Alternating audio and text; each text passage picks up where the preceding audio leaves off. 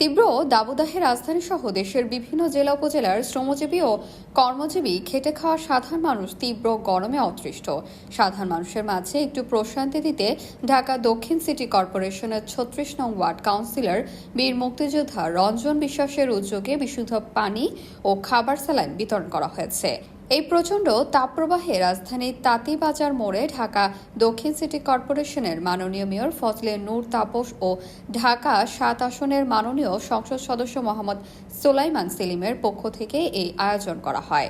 বুধবার দুপুরে রিকশা চালক, ভ্যান চালক ও পথচারীদের মাঝে এই বিশুদ্ধ পানি ও খাবার স্যালাইন বিতরণ করা হয়।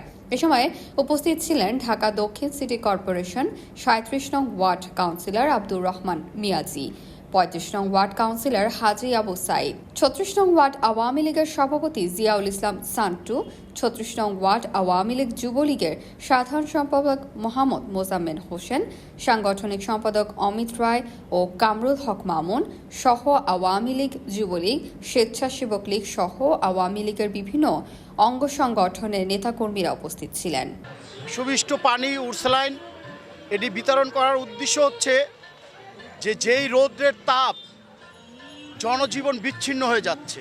পানি এবং স্যালাইন বিতরণের যে আয়োজন করেছেন ৩৬ নং ওয়ার্ড কাউন্সিলর রঞ্জন বিশ্বাস, ওনাকে আমাদের সকলের পক্ষ থেকে ধন্যবাদ। আপনারা জানেন আজ সারা বাংলাদেশে যে তাপমাত্রা বৃদ্ধির কারণে মানুষ যে কষ্টের মধ্যে আছে তাও উপলব্ধি করতে পেরে বর্তমান সরকারের মাননীয় প্রধানমন্ত্রী জননেত্রী শেখ হাসিনা সারা বাংলাদেশের আওয়ামী লীগের, যুবলীগ, ছাত্রলীগ সহ সকল সহযোগী সংগঠনে যারা আছে সকলকে নির্দেশ দিয়ে আমাদের যতটুকু সাহায্য সমর্থন হয়েছে, সাহায্য আপনাদের পানি দেওয়া খাওয়ানোর জন্য যতটুকু আমাদের সাহায্য বা সামর্থ্য হয়েছে আমরা সেইটাই আপনাদের মাঝে বিতরণ করব।